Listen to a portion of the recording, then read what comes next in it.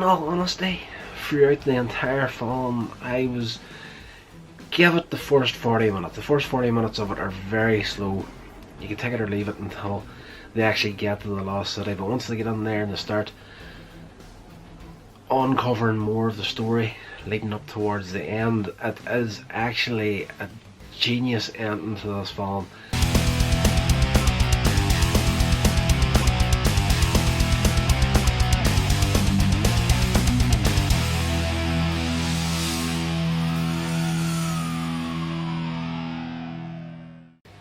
I bought this box set probably close to a year ago now, and my thinking was it would be great to do this for Halloween, and I've always had a good interest in the Hammer horror movies and TV shows. I can remember, and I could be wrong on the year here, but I do believe the Hammer House of Horror series came out the year I was born, so it was in reruns whenever I was a small child, and I can remember it, but reruns of it been on TV whenever I was a kid, and I was obsessed with getting to see it, and was never allowed to watch it because, you know, it was horror.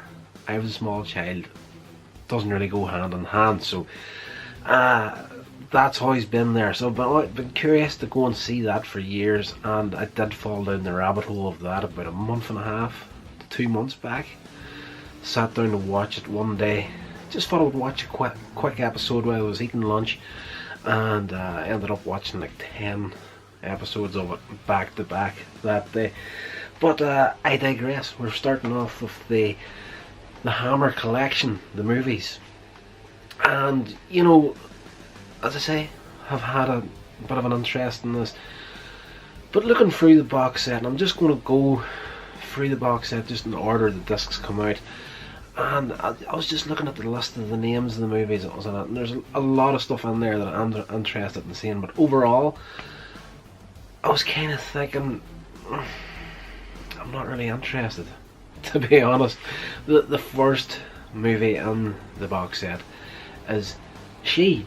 And I'm just going to look up some details on it here. What year did it come out? It was 1965. Stars Ursula Andress, Peter Cushing, one of the regulars, is in it. Bernard Cribbins is in this as well. John Richardson, Rosenda, Monteros, and of course Christopher Lee pops up in so many of the Hammer movies. But yes, getting into this film at the very beginning,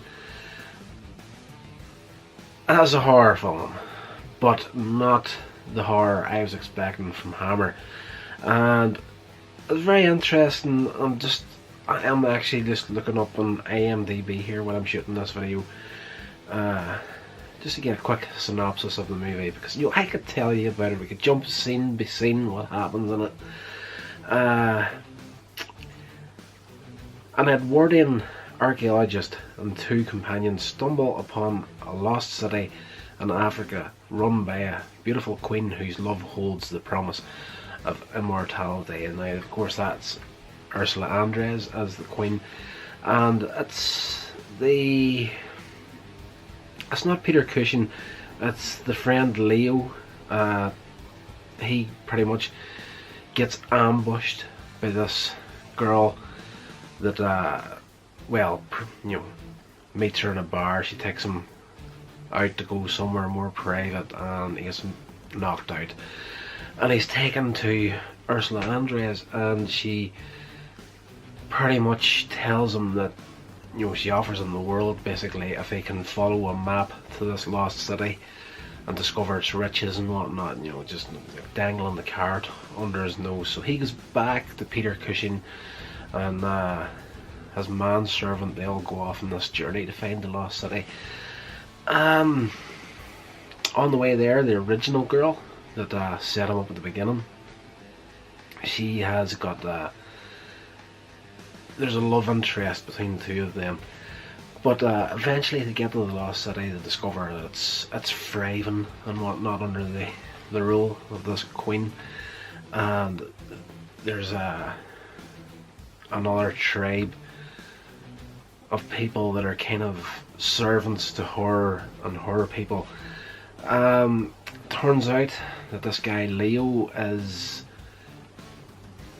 supposed to be the reincarnated soul of her lover that died hundreds of thousands of years ago, whatever it may be.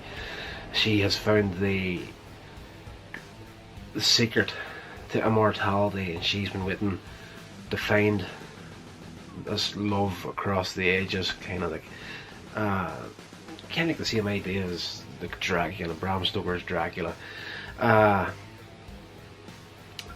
So as we're coming up on the end of the movie, you know, she has twisted his mind, or trying to twist his mind, and taking on immortality by stepping into a flame, but it can only happen at a certain time.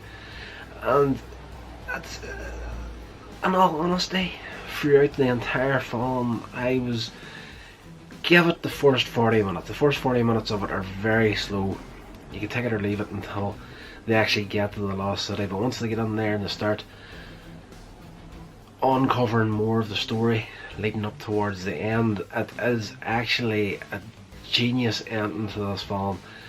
So much better than I was expecting it to be, because it was just setting it up to go one way, and then what happens at the very end of it was just very poetic, and I just spat all over the camera.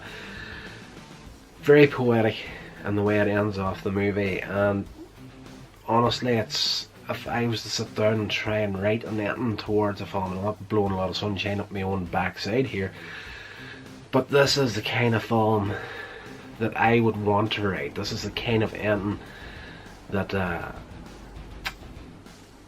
see, I don't want to tell you how it ends, because it's just so good. And you know, as you come up towards the end of it, you're going to figure it out. You're going to get it 5-10 minutes probably before the film actually finishes. But just in the way that it's done and the story that it tells, Ursula Andress, as I say, is trying to manipulate this guy Leo and following her goal towards being, and there is a resemblance between him and her ex-love, but the girl from earlier on that set him up, and the love interest between the two of them, there's a jealousy thing between Ursula Andress' character going after her. It's like a story of, you know, be careful what you wish for sort of thing, because he has this promise of immortality dangling in front of his nose, but at the same time, over here, there's the possibility of getting the life that he really always wanted, and it's a choice to which way he wants to go. And by the end of it, it's one of these things where, you know, yes, be careful what you wish for, because gosh, I so want to say what happens at the end of this film. Honestly, this is worth checking out if you catch it on TV or something, or even buy the box set. It's not going to be a waste of your time whatsoever. I was actually, by the end of this, as I said at the start of the video, looking through the box set, I wasn't overwhelmed by, oh crap, I really want to see all these movies, and I was just like, I could maybe take or leave this box set. But by the end of this first movie alone, it's worth every penny that I paid for that box set, and I'm dying to get on to see what's coming next.